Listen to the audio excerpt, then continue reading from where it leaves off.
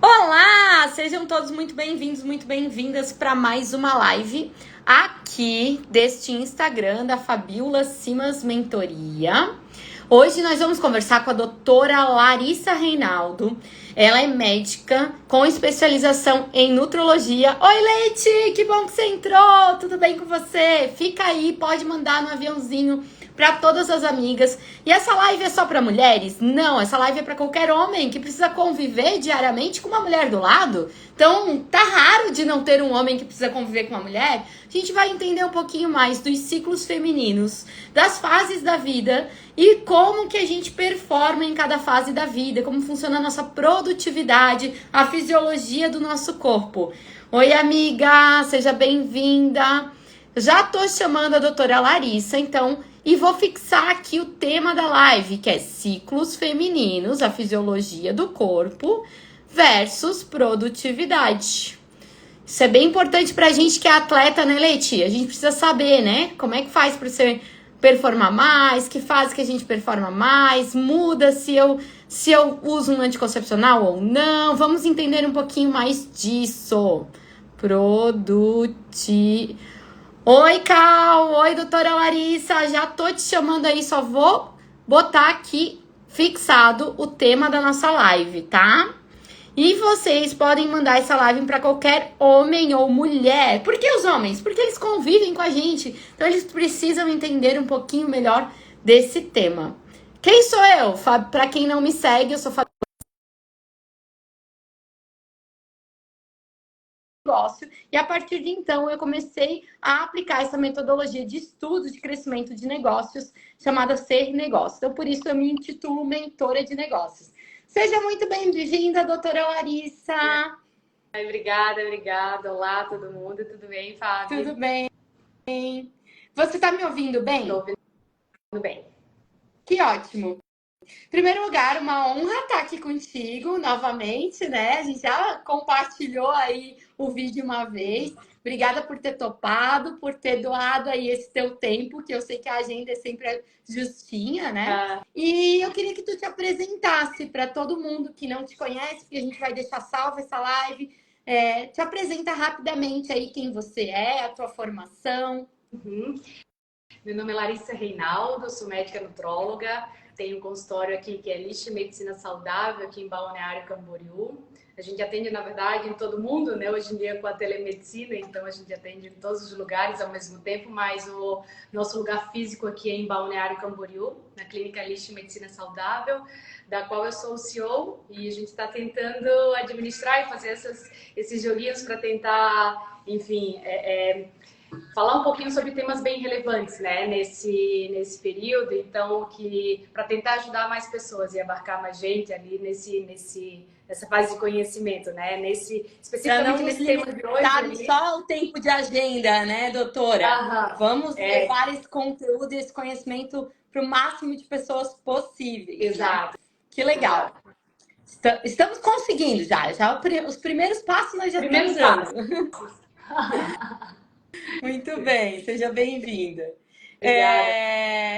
E aí, eu vou pedir para todo mundo que puder clicar ali no aviãozinho, mandar para quem... Como eu falei, né, doutora? Esse é um tema relevante, não somente às mulheres, né? Mas aos homens que convivem com a gente, sim ou não? Com certeza. Assim, aqui no consultório a gente atende tanto homem quanto mulher, quanto criança, adolescente, né? E a gente acaba fazendo muito essa diferença, assim, quando o homem entende como mais ou menos a mulher funciona, ou como o adolescente reage. Então, quando ele entende, eu acho que é mais fácil, né? Até aceitar algumas coisas que tem... Eu sempre falo que tem situações particulares, né? Que elas não são inventadas, não são da cabeça, né? Elas acontecem de fato, que é totalmente diferente do homem. Elas acontecem mais linear. Isso, por isso que eu achei interessante a gente trazer esse tema. Primeiro porque nós estamos no mês da mulher, então eu queria trazer um tema que fosse relevante aqui às mulheres empreendedoras que eu ajudo, que são meu maior público, né? Mas principalmente porque às vezes a gente acha que é uma coisa só mental, né? E não, é uma fisiologia que acontece. Então, eu gostaria de passar um pouquinho mais do que acontece nessa fisiologia do corpo, nesses ciclos femininos, né? Acho que a gente pode ir entrando no tema, até porque a gente vamos ter uma conversa aqui de mais ou menos uma hora. Quem quiser, deixe suas dúvidas aí. Por favor, compartilhem dúvidas, perguntem. Se já tem alguma dúvida nesse sentido do teu dia a dia, deixa aqui, que se não der tempo de responder na live, a gente responde depois, num stories, né, doutora? Vamos responder todas as dúvidas. Deixem as suas dúvidas aqui, até vou deixar o chat funcionando para eu ver as dúvidas de vocês, tá bom? Doutora, acho que a gente pode entrar no tema já. Claro, claro. Por favor, já estou ansiosa por esse tema para tentar me fazer entender por muitas mulheres e muitos homens. Tá. Para começar, a maioria das minhas seguidoras aqui são 30 a mais, né? Eu queria ir, ou seja, já estão na maturidade aí, né? Já estão acostumadas a lidar com o ciclo feminino, ou 25 mais, né? Eu queria que tu contasse um pouquinho de como funciona o nosso corpo em cada fase do ciclo normal, menstrual. Como toda mulher já sabe, porque ela passa por esses aspectos, enfim, desde sempre, né? Desde a menarca, que a gente chama que é a nossa primeira menstruação, a gente passa basicamente por duas fases, né? Do ciclo.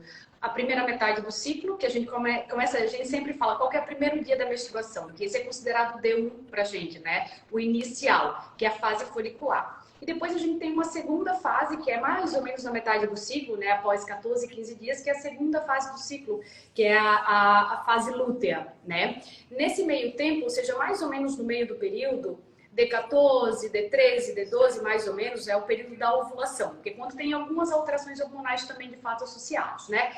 Mas no período maior, eu tenho duas fases do ciclo, a fase folicular e a fase lútea.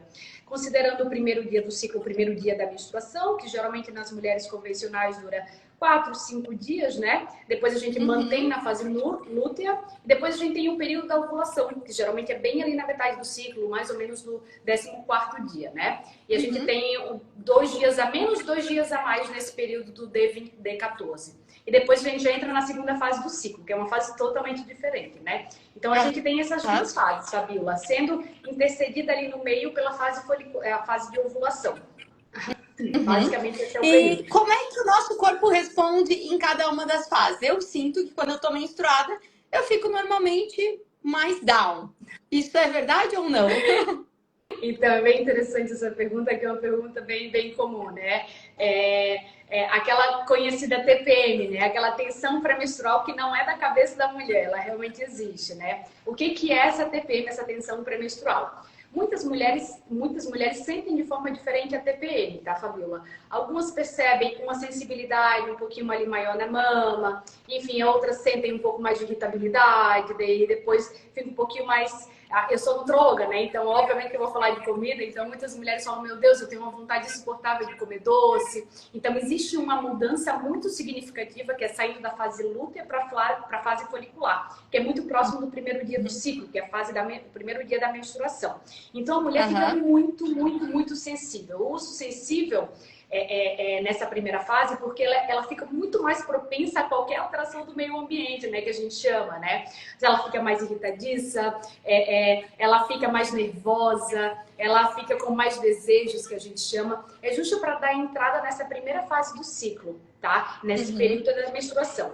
E a menstruação, Fabíola, nada mais é que uma descamação do endométrio, né? Da nossa primeira parede ali do útero. Ou seja, uma limpeza que o corpo faz nessa primeira descamação ali do útero. Então, a gente elimina na menstruação o endométrio, né? Como se fosse uma limpeza desse aparelho genitário que a gente chama, né? Mais ou menos assim. Então, realmente não é uma coisa da cabeça da mulher. Ela tem uma sensibilidade a mais, que é conhecida como a TPM, que é essa tensão pré-menstrual.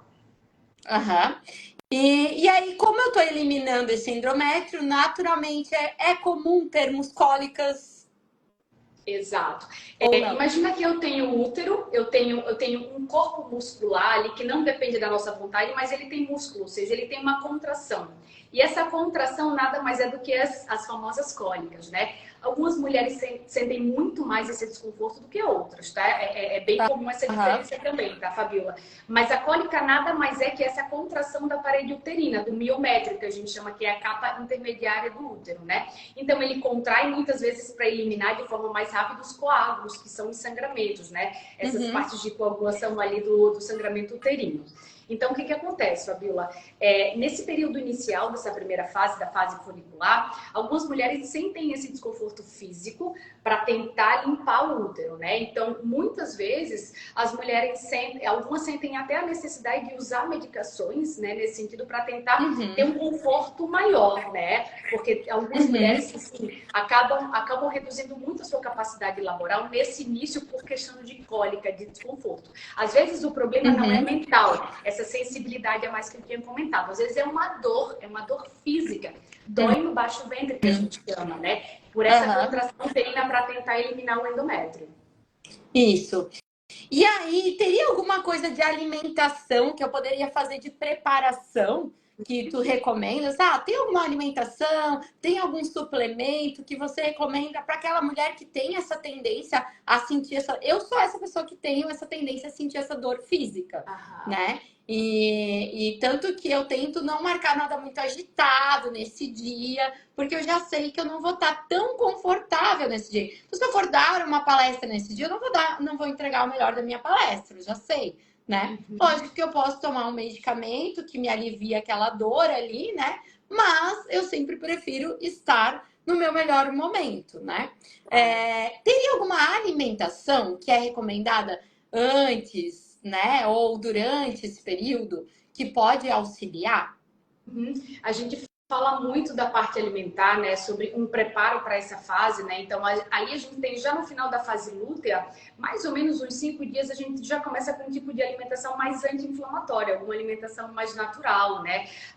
Baseada com grãos, enfim, coisas. Eu sempre falo que, na dúvida, sempre vê se ele está empacotado ou não, né? Porque às vezes o natural também está empacotado. Mas, assim, coisas mais naturais, legumes, frutas, tudo isso melhora bastante, né? E existem suplementos que a gente acaba lançando mão também, que são alguns óleos, são naturais, né? O óleo de prímula, o óleo de borragem, a vitamina B6, são suplementos associados que a gente utiliza, mas a gente não utiliza na fase folicular. A gente já começa a preparar o endométrio para isso, então a gente utiliza mais ou menos uma semana antes ali. A gente já começa na fase lútea, né? Até porque todas as mulheres passam por esse período todos os meses, né, Fabiola? Então a gente começa a preparar a mulher previamente, ou seja, uma semana antes ali na fase lútea, já para entrar na fase folicular de forma digamos, a ter menos pico, que a gente chama, né? Até porque a mulher tem esse jogo de cintura, né? Eu tenho mulheres que são nadadoras, então, assim, provavelmente ela vai reduzir a performance, até porque ela vai estar menstruada no período. Então, nessa primeira semana da fase lútea, ela vai deixar de treinar. Ou a gente já faz um ciclo de treino diferente, né? Mas da parte alimentar, a gente tenta, obviamente, a gente sempre recomenda a alimentação anti-inflamatória, né? Mas com prioridade ali na última semana da fase lútea, para entrar numa fase folicular de forma mais adequada, mais limpa, né, que a gente chama. E em termos de suplemento, a gente usa muito óleo de prímula, óleo de borragem, vitamina B6, para tentar melhorar essa contração uterina, né, para que ela não seja tão dolorosa, ali que a gente chama, né. E só um adendo nessa parte da suplementação, né? A alimentação normal, obviamente a gente não vai intoxicar ninguém com a parte alimentar, né? Salvo que seja uma coisa muito exagerada, mas é muito importante que a parte suplementar também, né? A gente tem essa observação de que tudo à base de óleo, ou seja, que tem esse aspecto, digamos, mais gorduroso, a tomada dos suplementos tem que ser como alimento, né, pra gente tentar otimizar a absorção deles, tá? Então, sempre que a gente for introduzir algum óleo como suplemento, a gente indica, salvo uma outra exceção, né, que sempre tem uma exceção à regra, a gente indica que seja feito como alimentação. Então, vamos supor, óleo de prímula, óleo de borragem, geralmente eu recomendo de 1 a 2 cápsulas, né, tem vários produtos ali já prontos no mercado, sempre no período do café da manhã. Só que lembrando que a gente começa com essa suplementação antes, na fase lútea mesmo, tá? Uma semana antes. E pelo menos uma semana antes, beleza, a gente ouve muito disso, mas achei curioso você falar. Então eu como junto com a minha alimentação esses óleos. Vai ser melhor do que eu tenho o costume, por exemplo, de nadar em jejum. Então já não é quando eu voltar a fazer a minha alimentação, daí eu utilizo essa suplementação. E sempre antes, não durante o que já está acontecendo. Sempre preparo antes, né, do período ali menstrual, né, que a gente chama. Exato. Que eu Esse preparo chamo, é bem né? importante porque alguns pacientes relatam que eles não sentem efeito com a suplementação, com a medicação. Por quê? Porque o preparo não foi feito previamente, né? E como a gente já sabe quando que acontece, é muito mais fácil a gente colocar isso no calendário, né? A partir desse dia eu vou introduzir esse tipo de alimentação na minha dieta, né? Eu vou usar esse tipo de suplemento. Então a gente já olha no calendário e já vê. Porque a gente mais ou menos funciona como um reloginho, tá, Fabiola? Apesar de ter algumas irregularidades também, né? Então, normalidade, né? Sempre lembrando, né, doutora? É lógico que existem aquelas pessoas que fogem desse normal, que aí precisam de uma consulta mesmo, particular, para ser feito um estudo. Mas dentro da normalidade, a mulher tem esse ciclo, ela sabe que dia que ela vai menstruar no próximo mês, então ela pode fazer a conta de 4 dias antes, 5 dias antes, é isso? Correto. Né? Se estou percebendo que não é muito normal, eu acredito que seria interessante fazer uma consulta, né?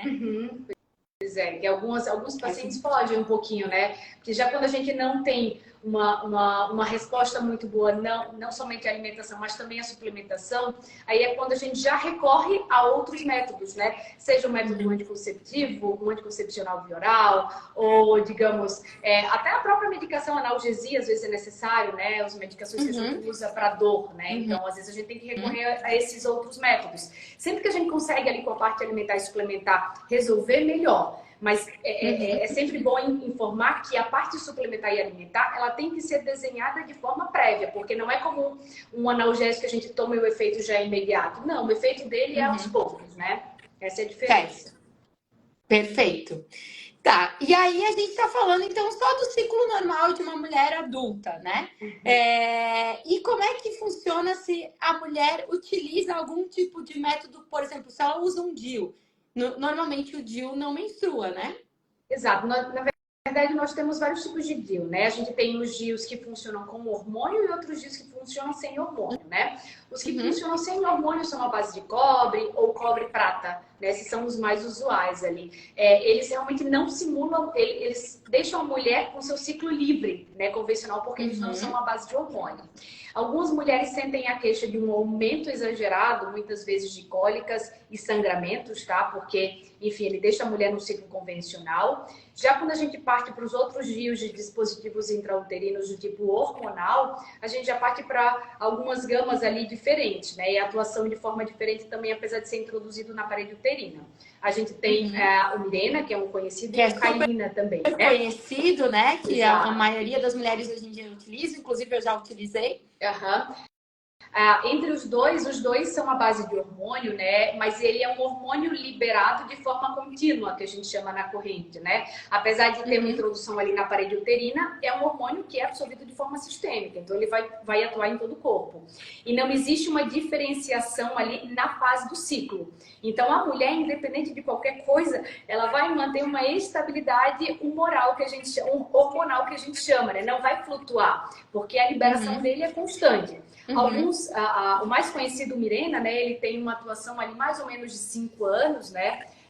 A gente já está estudando um pouquinho ali para prolongar esse tempo ali de atuação, já estamos aceitando 6 anos ali com o Mirena, com uma segurança clínica adequada, né? Então ele tem essa estabilidade. Então a mulher que usa esse tipo de dispositivo intrauterino hormonal, seja o Caína, seja o Mirena, ela não sente essa alteração. Algumas mulheres até menstruam, só que elas têm aquele borramento, né, no início do ciclo, que aí a gente tenta simular a fase folicular, né? Mas a maioria das mulheres com o uso do Mirena, com Caína, elas não menstruam ou tem um leve borramento. Então eu não consigo muitas vezes diferenciar a fase do ciclo que a mulher está. Não sei se é na fase lútea, não sei se é na fase folicular. Às vezes a gente consegue com alguma outra, né? Indireta, principalmente conhecendo bem ali a paciente, tá? A gente consegue entender, até porque algumas têm uma sensibilidade mamária já para entrar na fase lútea. Isso que eu ia te perguntar, porque eu já utilizei do Mirena e parecia que eu sentia uma fase onde eu estava realmente com com mais inchada, no corpo inteiro, né? Uma fase mais inchada, mais sensível, mais dolorida, como se eu realmente estivesse menstruada. Sim. Mas eu não menstruava. Exato. Né? Isso pode acontecer? Sim, pode É comum? acontecer. De fato existe, né, Fabíola? Mas como ela não é tão gritante quanto se você não tivesse usado hormônio, a mulher fica naquela dúvida, né? Mas a gente consegue clinicamente diferenciar essa fase, tá?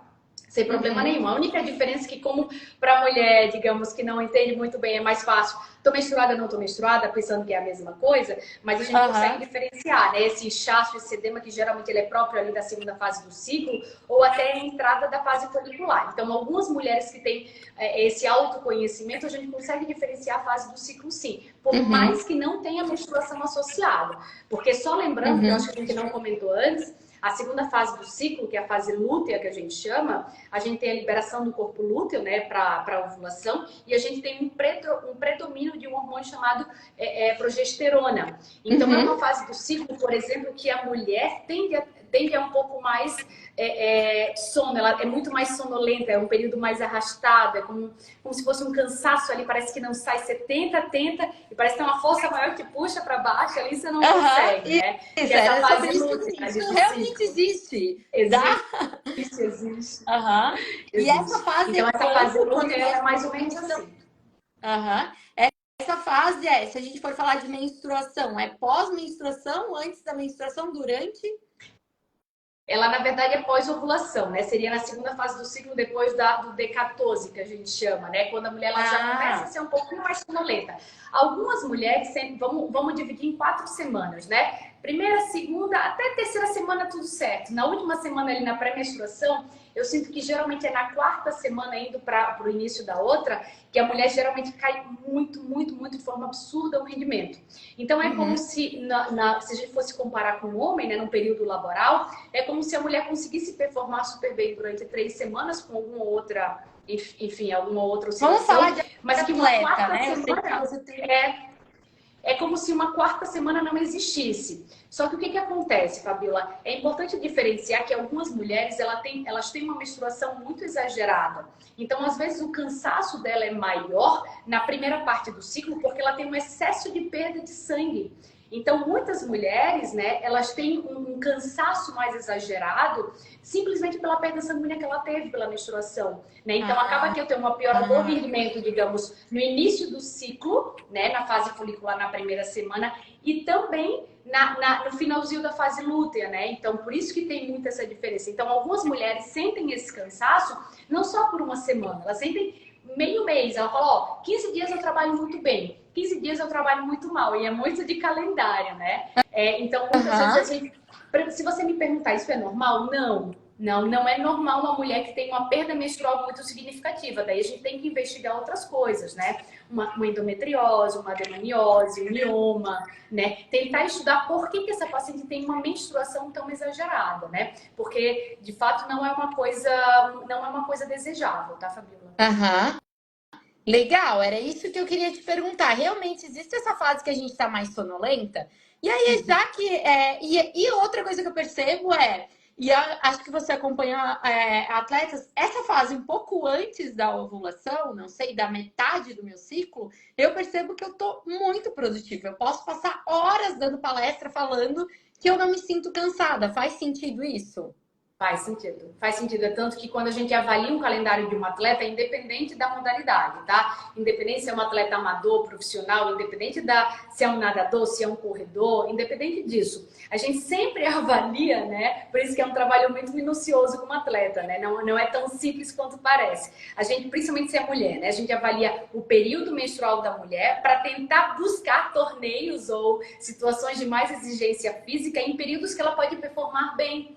Porque não é que ela não vai conseguir, ela vai conseguir, mas de fato, se eu consigo que a fisiologia do corpo responda a isso, é muito melhor, né? É muito mais fácil para a mulher também, eu não preciso estar usando, digamos, de muitas artimanhas para tentar minimizar uma piora do rendimento. Porque mesmo quando tem uma piora do rendimento, Fabiola, aí a gente só tem que pensar, não é aceitar e tá tudo bem. Não é aceitar e tá tudo bem, a gente consegue minimizar essa perda também, tá? Sim, por mais que não seja certeza, com suplementação, né? Não, eu tenho certeza que tendo consciência e suplementando, se preparando, eu consigo minimizar isso, né?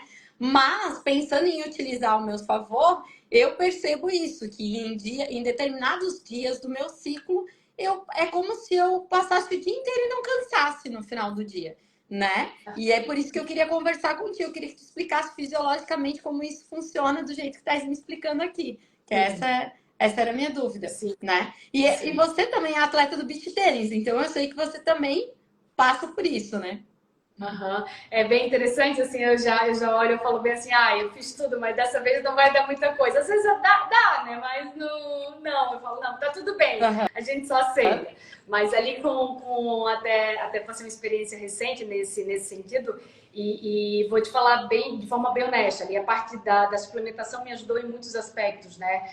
Tendo esse conhecimento no assunto e também com a suplementação, me ajudou muito a tentar performar um pouco melhor as situações adversas que a gente chama, porque às vezes a gente não vai conseguir casar o calendário menstrual, né, com o calendário de torneios, o calendário né? de torneios, né? Principalmente se começar a ganhar tudo, né? Sim. Vai ter um jogo que não vai sair aí, né? Exato, exato. Mas é bem interessante isso, assim, bem interessante, assim, porque a gente consegue ter esse jogo de cintura e consegue avaliar e ainda recorrer a esse autoconhecimento, porque às vezes a gente tem esse conhecimento, a teoria é essa. Mas a fabíola funciona diferente. A fabíola eu tenho que incentivar na semana 2 e na semana 3, né? Uhum. Não é o comum, mas enfim, é a fabíola, não é a Larissa, né? Então a gente tem que conhecer também o paciente também, né? Isso. Tem que ter esse jogo de cintura.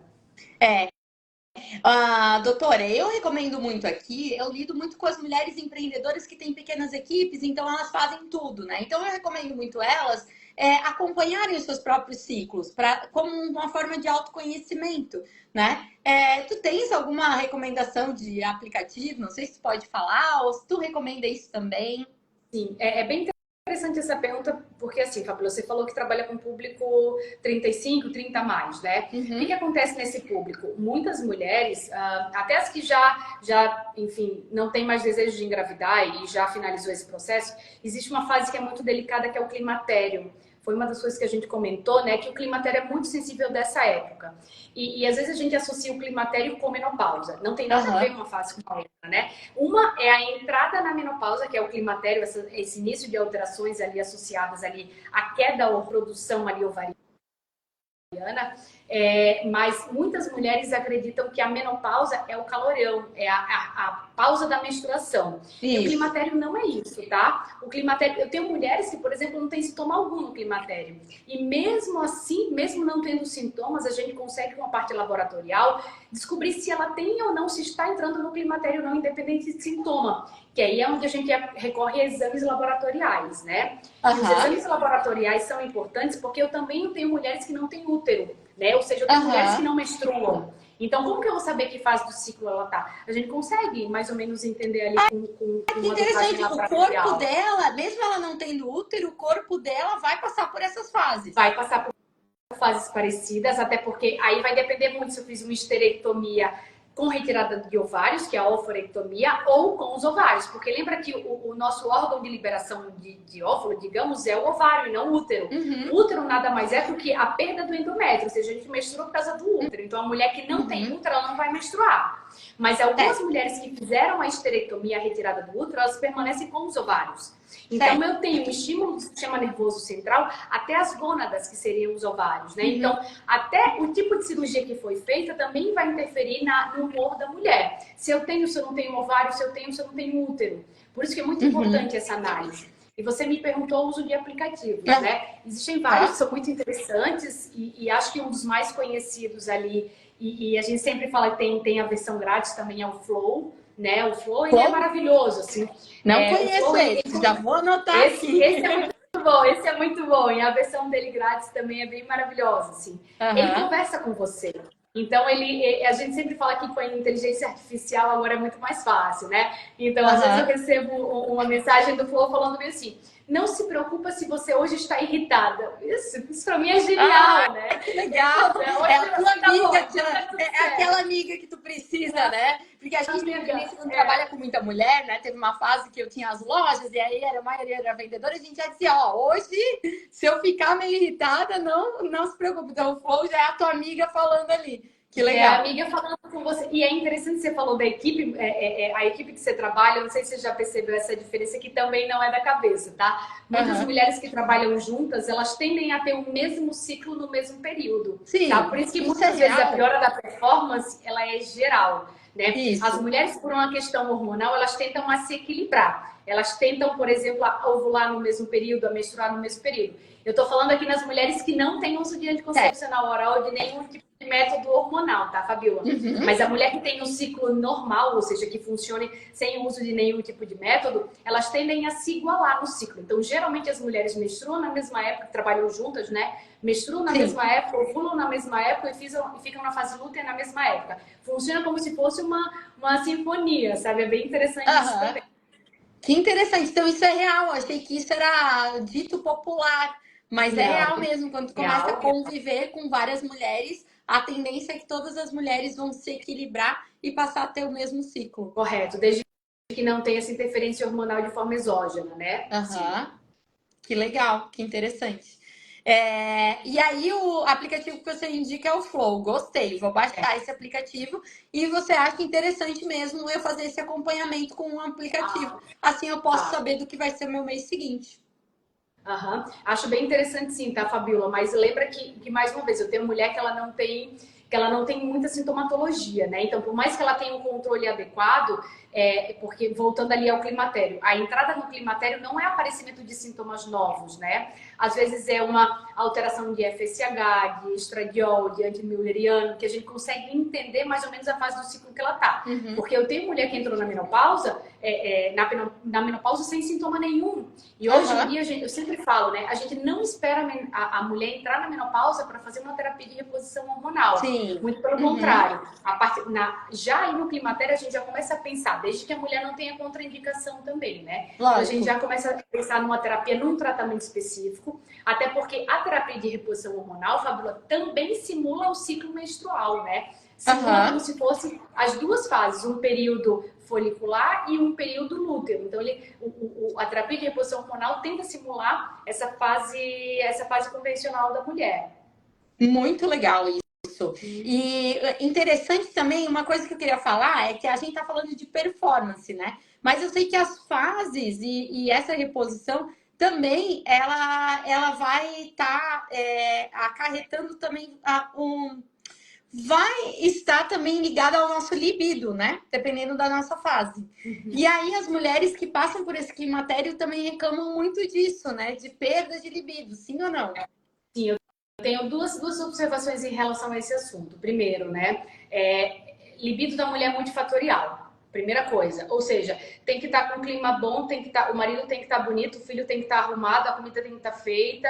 É assim, a libido na mulher é multifatorial. E não é se ela tem testosterona ou não, se ela tem estradiol ou estriol ou não. Não, é o mundo que tem que conspirar para a mulher ter libido. Eu ouvi isso, é multifatorial. Multifatorial. Essa é nova para mim. Porque a gente sempre vai dizer, meus hormônios que não estão bons. Não. Adoraria falar que sim, que para mim seria inclusive mais fácil o meu trabalho, mas não. Até porque uma das queixas que eu tenho dos homens é que as mulheres não têm libido nunca, tá? Enfim, mas só voltando ali ao tema do libido, né? Então, primeiro ponto, libido para a mulher é multifatorial. Segundo ponto, fisiologicamente falando, a mulher vai ter muito libido próximo à ovulação. Por quê? O corpo é tão inteligente, Fabiola, tão inteligente, que no período que a mulher ovula, é o período que, em teoria, eu tenho uma célula preparada para receber outra. É o período da fecundação. Por isso que no meio do ciclo, ou seja, no D14, no período da ovulação, 2 dias antes, 2 dias depois, a mulher sente muito desejo sexual. Por quê? Porque é fisiológico. A mulher pode engravidar. Né? Então, na dúvida, eu sempre falo, né? Quando você tiver dúvida qual período você vai ter libido ou não, olha o seu ciclo. Veja que dia, em teoria, você estaria ovulando. Porque, em teoria, a ovulação é o preparo do corpo da mulher para receber um embrião, né? Então, é aquele período da fecundação. Por isso que a mulher, geralmente, sente um desejo sexual por volta de 4, 5 dias no mês. Mas não é que ela só tem 5 dias no mês que ela tem desejo sexual. Mas é um desejo sexual mais aflorado. É um desejo sexual que às vezes você olha assim, são aqueles desejos, aquelas coisas, digamos, fora do convencional, aqueles sonhos mais, não, quero tentar fazer isso hoje, vou preparar um jantar especial. Aquele que aguça a ideia da mulher a realmente ter uma relação sexual. Nos outros dias, não é que ela não tem, mas o desejo é um pouquinho menor, sabe? Ele é mais identificado, que a gente chama, né? Mas aí, nesse período fisiológico, ela está para ovular, ela está para preparar o corpo dela para receber o embrião. É nessa fase que ela tem ali o pico de desejo sexual. E o climatério pode diminuir isso? Pode. O climatério, existem vários sintomas do climatério, tá, Fabiola? Redução de libido, alteração da pele. Porque às vezes são bem sutis os sintomas, né? Sim, é que são vários. A gente associa muito ao calorão, tá? Mas o calorão ele é mais significativo porque a temperatura da mulher muitas vezes chega a aumentar em 20 graus, né? Então, de 30 graus vai para 50. Então, é um aumento absurdo da temperatura. Por isso que ela sente um calor que parece que não pertence a ela, né? Então, não só o calorão, alteração de humor, piora de libido, qualidade da pele piora também, né? Ressecamento vaginal, instabilidade, assim, tem dia que ela tá assim insuportável. Também pode ser sinais de climatério, que às vezes a gente não consegue, às vezes até alteração no cabelo, sabe, Fabíola? Muitas mulheres sentem que a qualidade do cabelo mudou com a alteração hormonal. Porque imagina que o climatério, né, ela é uma queda substancial dos hormônios, né? A fabricação dos hormônios da mulher começa por um estímulo no sistema nervoso central que vai até a gônada, até os ovários. Então, quando a gente tem uma queda desse estímulo, a mulher fala, o que está acontecendo comigo? Eu não tenho mais nada. Então, começa a buscar um equilíbrio que já não existe, porque já não tem fabricação, né? Já não tem uma fabricação adequada como ela tinha antes. Então, por isso que tem muita alteração nesse sentido, sabe, Fabiola? E mesmo assim, existem... eu sempre pergunto das mulheres 35 mais, ali que a gente chama, eu sempre pergunto, você percebe a diferença de como você é hoje para quando você tinha 32? Ela, parando para pensar assim, eu sou muito diferente, né? Porque você já começa a ver, antes eu performava melhor no trabalho, hoje eu me sinto muito cansada no período da tarde, eu sinto mais desejo de comer doce, né? Então, existem muitas alterações. Eu sempre comparo a mulher de 35 com a mulher próximo dos 30, né? Que ali é o ápice ali da parte Não, hormonal. isso é certo. A minha pele mudou, meu cabelo mudou. Nessa fase ali, as mudanças são mais rápidas, né? Mas na nossa fase dos 20 também vai mudando aos pouquinhos, mas as mudanças são mais rápidas a partir dos 30, 35, 30, 40. Eu já tô completando 41, então tu vai percebendo mais rapidamente essas mudanças de pele, de cabelo. E existe suplementação que possa diminuir isso? Existe uma terapia aí que eu possa fazer para diminuir isso? Existe, né? A parte de suplementação a gente sempre fala que, por mais que eu adoraria te falar que existe da parte alimentar, né? Mas não é suficiente, né, Fabiola? Então a gente vai recorrer a algumas substâncias de fato, né?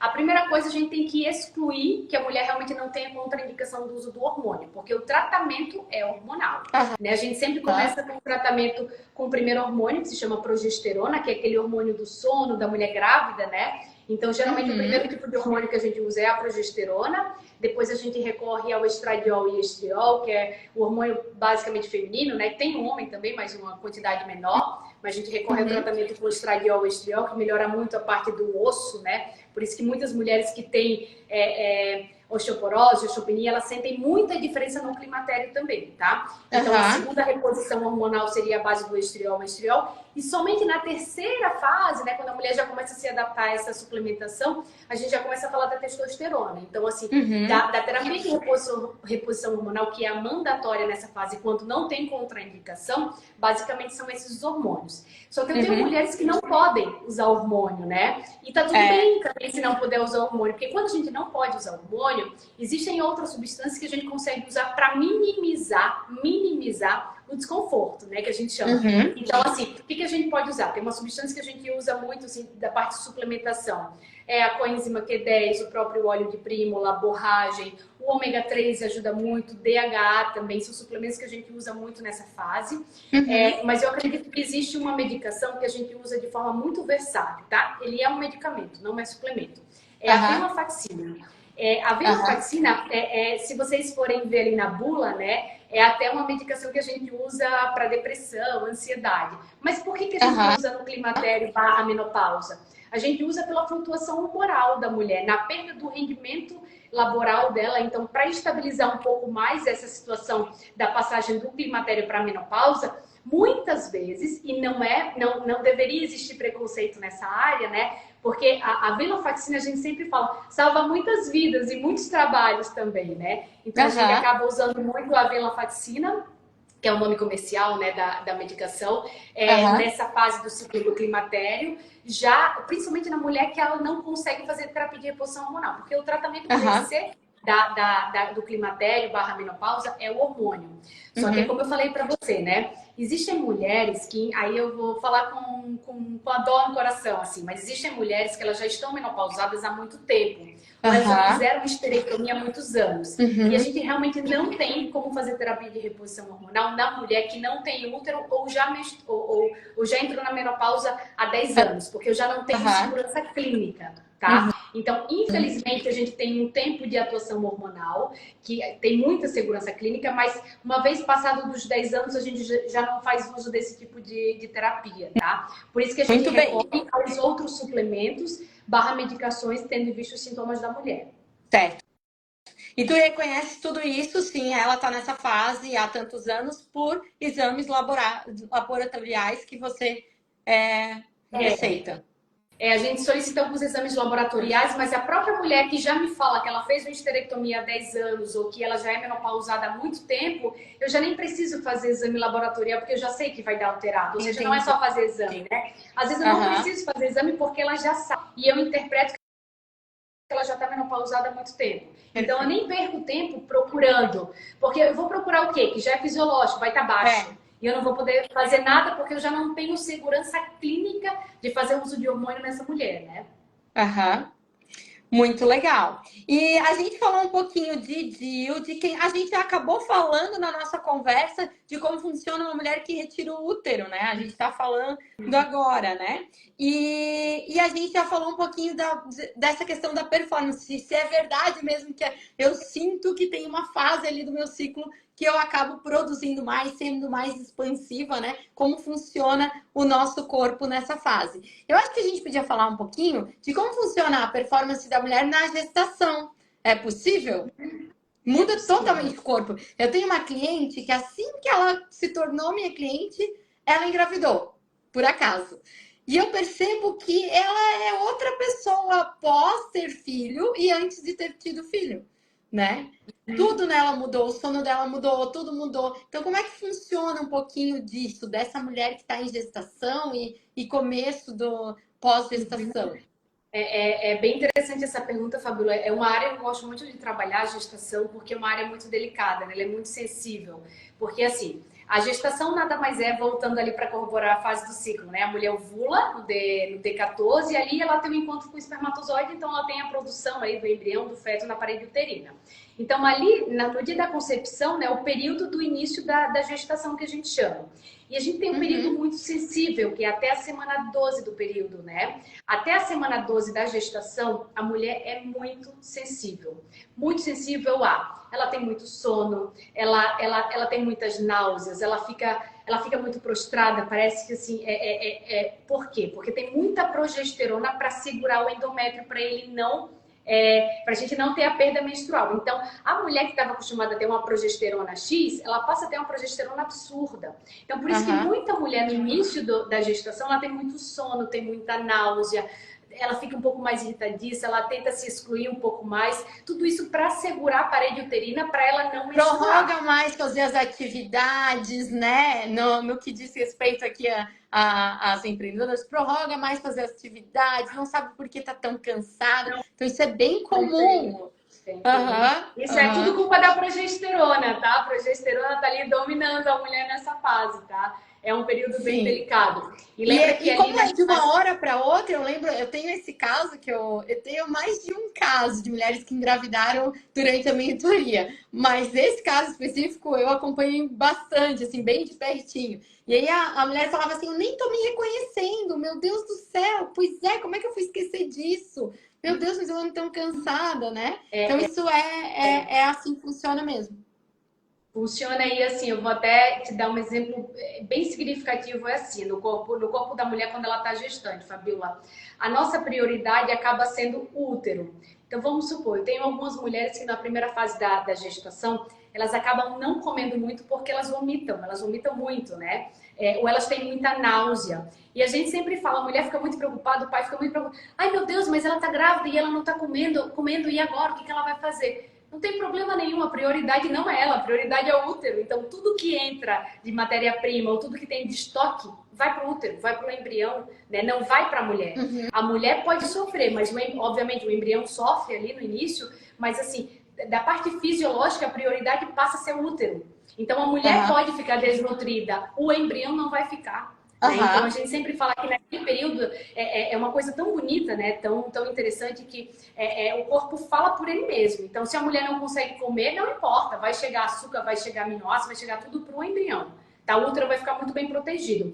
Até porque depois a mulher vai passar dessa fase, Fabíola. Ela vai sair do primeiro trimestre e vai entrar no segundo, que é uma fase totalmente diferente. A mulher também vai voltar a não se reconhecer, né? Mas é uma fase bem diferente, uma fase mais segura, inclusive, né? Eu já tenho uma parede uterina, digamos, mais firme, mais protegida para segurar o feto e tudo. Então, tem mais segurança clínica, tem mais segurança dela se aceitar, que é a primeira fase, né? Às vezes se reconhecer ali que está gestante e ter esse primeiro contato ali, que realmente ela vai começar a sentir de fato algumas movimentações, enfim, alguns desejos a mais na segunda fase da gestação, né? Que também que eu acho que o complicado da primeira fase é que o corpo não muda muito, né? Então ela não vê barriga, ela só se sente diferente, né?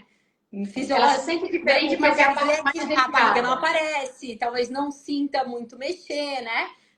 Mas ela tá se sentindo totalmente diferente, porque agora eu tô entendendo, porque o corpo tá focado no útero, né? Tá entregar nutrição ali para útero. aquele embrião, né? E já nessa segunda fase, não, essa já é a segunda fase que ela começa a sentir mexer alguma coisa ali dentro, um embrião, já tem um pouquinho de barriga, já tá um pouco mais largo o quadril, né?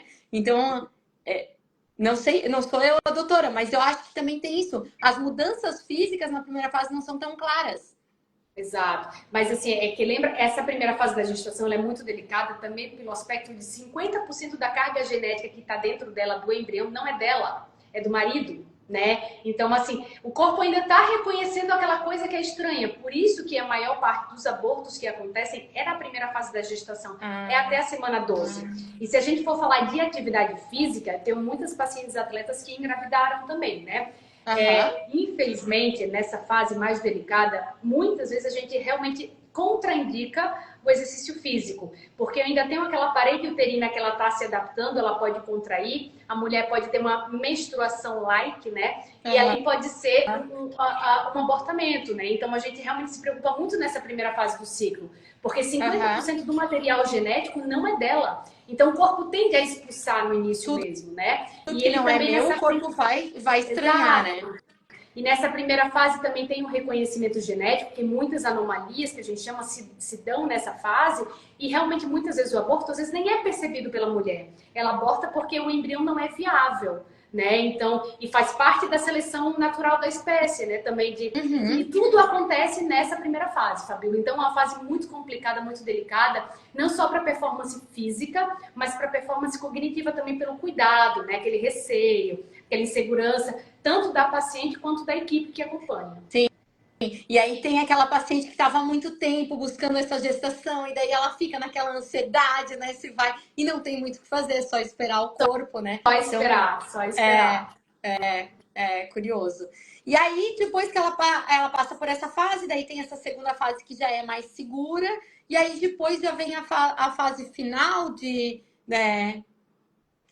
Isso, essa fase final ali também é bem interessante, porque aí tudo aumenta muito exageradamente. Tudo que ela não aumentou de forma lenta no terceiro trimestre, né, aumenta tudo. A barriga vai explodir, a quantidade de líquido às vezes aumenta muito, às vezes diminui muito. Existem alguns diagnósticos que são feitos patológicos, né, tanto inicialmente na segunda fase da menstruação, mas também na terceira, então existe muito cuidado. Mas a mulher começa a aumentar muito mais de peso. Né? Então, quando a gente faz esse acompanhamento nutricional da mulher gestante, a gente faz um cálculo básico, que é o aumento de 1 quilo por mês, bem assim, de forma, né, aleatória e rápida, né, para explicar. O cálculo é diferente, mas é mais ou menos 1 quilo por mês. Mas geralmente as mulheres, no último mês, no último trimestre, nos últimos 2 meses, elas aumentam de forma absurda, coisa que elas nunca aumentaram no início, sabe, Fabíola? E tudo isso é decorrente da própria natureza, né, de aumentar muito mais o líquido, o tamanho também do próprio bebê também já vai aumentando bastante, sabe? Então muita coisa vai influenciar para esse aumento corporal, a mudança da composição corporal. É tanto uma dúvida muito comum das minhas pacientes gestantes é até quanto ela pode fazer a bioimpedância, né? A gente faz a bioimpedância até a semana 12. Porque depois da semana 12 existem algumas alterações, tanto laboratoriais quanto de distribuição de líquido da mulher. Então acaba que a bioimpedância não fica um exame muito real do que está acontecendo com ela, né? Então a gente realmente faz até a semana 12 da gestação. Até porque eu lembro que a gente já falou de bioimpedância na mentoria, quando a gente estava aí criando aí o curso que em breve sai, né? O nosso treinamento, mentoria. E aí também ele vai levar em consideração o volume do corpo. E o volume vai estar totalmente desproporcional a partir daí. Totalmente desproporcional. Eu tenho uma leitura ali a mais de edema, de líquido, onde em teoria não pertence somente à mulher, né? Pertence ao próprio embrião. Então a leitura e a interpretação fica muito errônea, sabe, Fabíola? Por isso que a gente não indica ali a bioimpedância depois da semana 12. Que interessante. E aí, se é aquela atleta que já estava acostumada a sempre estar fazendo acompanhamento, isso também gera uma ansiedade, né? Gera. Só que aí a gente tem outros parâmetros, né, para conter um pouco mais a ansiedade da mulher. Por isso que a gente faz aqueles cálculos de peso, aumento de peso permitido, o que poderia comer, o que não pode, né? São outras adaptações alimentares que a gente costuma fazer nessa fase, né, ali da fase da gestação. Mas é uma fase muito bonita, tá? É muito gratificante poder participar desse período também com os pacientes. Bem legal. Eu acho linda, mas eu sei que realmente a fisiologia, o corpo da mulher, ela muda muito mesmo. E aí tem aquela mulher, depois que ela tem o filho, né? As mães sempre comentam, meu sono nunca mais é o mesmo, parece que eu tô sempre preocupada com esse meu filho. Faz sentido isso? Faz, assim, existe uma mudança fisiológica altamente significativa na mulher na pós-gestação, Fabíola. É que assim, o senso de urgência da mulher muda depois do filho, né? E é uma questão altamente fisiológica e hormonal. A mulher realmente passa, antes ela fala, eu dormia como uma pedra. Agora caiu uma folha de papel na cozinha, eu levanto, né? Aquele sinal de urgência do tipo, meu Deus, ela tá sempre preparada para qualquer problema. É tanto que a mulher, por incrível que pareça, assim, a performance dela, por incrível que pareça, ela aumenta de forma absurda. Ela vira mais efetiva. Por quê? Ela antes tinha 8 horas para trabalhar. Hoje ela tem as mesmas 8 horas, mas ela tem que lidar com 1000 coisas. Então ela começa a fazer coisa que ela fazia em 8 horas, ela começa a fazer em 3 horas. Então a mulher começa a ser muito mais efetiva pós-gestação. Por quê? Porque ela percebe que ela tem que lidar com outras informações. Então, a efetividade da mulher, ela aumenta. A efetividade. Não estou dizendo que nas outras horas... Em pouco tempo, ela consegue fazer muito, coisa que ela precisava de mais tempo antes. Porque agora ela tem o filho e é o que mais demanda. Então, ela precisa ter o tempo ela consegue ser muito mais efetiva, que a gente chama, ou seja, ela consegue trabalhar muito mais em pouco tempo. Por quê? Porque o senso de urgência da natureza da mulher é cuidar do filho. Ela foi feita para cuidar do filho, né? Ela ainda está nessa rotina. Só que a mulher hoje em dia não tem só o filho, ela tem um filho, ela tem um marido, ela tem a casa, ela tem um trabalho. Então ela se obriga a ser muito mais efetiva. E de fato elas são muito mais efetivas, sabia?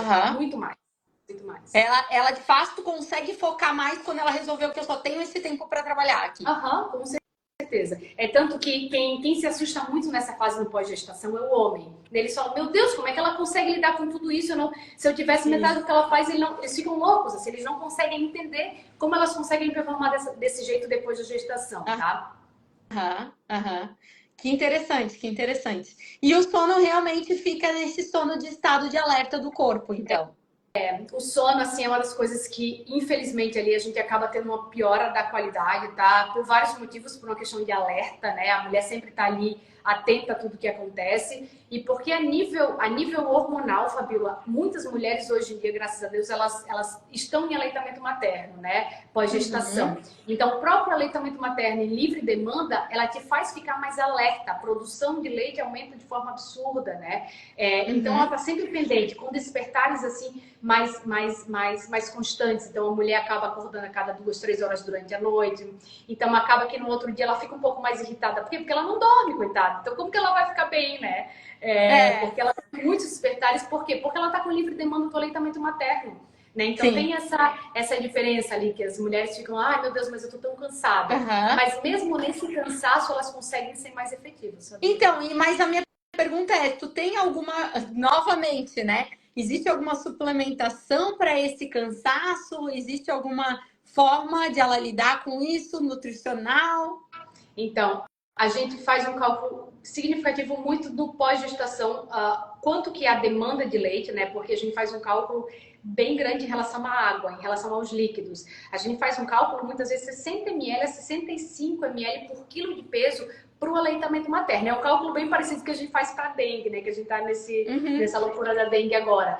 Então, a gente faz um cálculo para o aleitamento materno. Então, parece pouco, né? Mas se for falar, tá, qual suplementos para a mulher que está em aleitamento materno? Fabíola do céu, é água. Ela precisa tomar líquido, ela precisa se hidratar, porque uma boa parte da demanda dela é de líquido. E ela, como eu falei, ela vai fabricar leite independente se ela tem comido ou não. Mas lembra que quanto mais informação imunológica ela puder dar para a criança no aleitamento materno, melhor. Então, a hidratação é muito interessante ali. Obviamente, quanto mais alimentos naturais ela consegue entrar em contato, melhor. Porque imagina que muitas coisas o corpo ele não reconhece, né? Então, vamos lá. Parabeno, o corpo não reconhece que tem muitos produtos industriais, né? A parte dos metais pesados o corpo não reconhece. Mas tudo ela passa... uma boa parte ali ela passa para o aleitamento materno. Então, quanto mais contato com coisas que o corpo não reconhece ela tem, mais ela vai passar o não reconhecimento para o filho também, né? Então, é uma coisa bem interessante a se pensar nas escolhas, né? O que eu estou escolhendo para comer? Porque eu falo da comida não só por ser nutróloga, falo da comida porque toda hora a gente está necessitando de comida, né? Porque a demanda, a meta calórica da mulher pós-gestação também muda. Né? Ela tem uma demanda diferente. Então, o cálculo que a gente faz laboral, por ter filho, por fazer atividade física, ele vai mudar conforme a rotina da mulher. Né? Então, tudo vai mudar um pouquinho. Mas não existe nenhum suplemento, já que você me perguntou, voltando ao tema, nenhum suplemento específico para a mulher, salvo que ela tenha deficiência em alguns. Mas existe a demanda aumentada de líquido, tá? Mas se ela não consegue se alimentar, infelizmente, se ela não consegue se alimentar, aí eu vou ter que recorrer a suplementos, tá, Fabíola? Mas, no geral, a mulher, sim, se ela tem uma alimentação tranquila, assim, bem natural, a gente já consegue. Existem alguns suplementos que, óbvio, né, eles são para qualquer idade e qualquer fase da vida, né? O ômega da vida, né? A gente não consegue bater com a parte nutricional, enfim, magnésio. Essas coisas, vitamina D, a gente não consegue, a gente realmente tenta suplementar. Mas se você for falar, a gente geralmente suplementa a mulher gestante ou a mulher na pós-gestação quando ela tem necessidade. Por quê? Porque tudo que eu faço a mais vai passar para o feto. E tem muita coisa que a gente não tem estudo científico na gestação nem no aleitamento materno. Se a gente não tem estudo científico, a gente não faz, tá, Fabíola? Então, assim, a mulher pode usar tal coisa? Não, porque não tem estudo. Então, a gente não vai fazer, né? Até por esse contato ali que ela tem. Então, mas muita coisa a gente acaba... líquido é recomendado, então? Líquido, com certeza. Líquido é o que não vai errar. Tá certo. Eu tô vendo que a gente tá completando 1 hora de live e a gente falou de muitas coisas. Quem tá chegando agora vai ficar salva no meu feed. Vou te chamar ali em colaborativo pra gente deixar por uns dias salva essa live. Porque a gente falou das mulheres 30, 35 mais, de como funciona essa performance, de como funcionam os ciclos. Temos dicas muito interessantes aqui de suplementação ou de quando eu preciso buscar mesmo uma procura melhor, né, de uma doutora como você para estar melhorando aí, trazendo mais conforto e bem-estar para essas minhas fases, né? Então, adorei a nossa conversa. Espero que você tenha gostado. Queres deixar alguma mensagem aí para finalizar para essas mulheres todas que hoje a gente vive nesse mundo onde a mulher quer produzir, ela quer trabalhar, ela quer produzir, ela quer brilhar no mundo, né? Mostrar quem aqui ela veio. Então a gente tem que lidar de, beleza, eu quero produzir, eu posso vir para o mundo, mostrar que eu venho, mas vou ter que saber que eu vou ser mais cíclica do que os homens. Então, por isso eu achei muito interessante trazer você aqui, para a gente explicar um pouquinho disso. A mulher muito mais, desde que ela se conheça, sabe, Fabíola? Então, existe essa parte do autoconhecimento e eu sempre falo que existe a tecnologia para melhorar ainda mais, né? Então, a gente pode usar muita coisa com a mulher para performar melhor, apesar dessa fase cíclica, que ciclo nada mais é que um começo, meio e um fim, que ele vai retomar. Então, todos os meses a gente passa pela mesma coisa, mas todos os meses a gente pode fazer melhor, né? Desde que a gente entenda como que o corpo funciona, o que o corpo precisa. E muitas vezes a mulher se acomoda no sentido de, tô entrando na menopausa, não tenho libido mesmo, faz parte. Não faz parte da vida não ter desejo sexual, de não performar, de ficar cansada. De maneira isso não é vida. Ainda mais com tanto desenvolvimento da medicina e da tecnologia, né? Exato. Eu falo, eu tenho algumas clientes de 60 anos, vocês vão viver até 100, 120, porque tudo tá indicando. Então, tu vai viver assim, desconfortável, dizendo, já passei da minha fase produtiva? Não, né? Desde os 35, tu não tava, imagina tu viver... Não, vamos buscar recursos, né? E aí que eu digo que tá a diferença aí desse estudo da nutrologia, né? Que vai olhar o todo, né, dessa mulher, desse homem, né? Para que ele tenha mais bem-estar e mais disposição no decorrer da vida. Que legal. A mulher só não tem que aceitar essa loucura, né? E tem que ir atrás disso. Isso mesmo. E, doutora, deixa aí como é que faz para entrar em contato contigo? Se eu gostei dessa conversa, acho que eu preciso de um estudo meu aqui para que eu melhore aí, eu tenha mais conforto com esses meus ciclos, ou que eu tenha, de alguma forma, mais performance. Como é que eu faço para entrar em contato contigo? Para entrar em contato conosco aqui com a Lish Medicina Saudável, é só entrar via WhatsApp, com o nosso telefone ali. A gente vai deixar ali salvo para vocês também, ou pelo nosso Instagram. E a gente tem uma página também na internet, que é www.lish.com.br. De qualquer forma, pode entrar em contato conosco que a gente vai retornar. Só mandar um direct que a gente está à disposição, né? Sim. Muito obrigada. Obrigada a todos que ficaram com a gente. Eu acabei fechando os comentários para não ficar aparecendo aqui, que eu vou deixar salvo, tá? Obrigada a todo mundo que tá aí com a gente. Muito obrigada. Espero ter contribuído e a gente vai deixar isso aqui salvo. Tá bom, beijo. Tchau, tchau. Obrigada, tchau, tchau.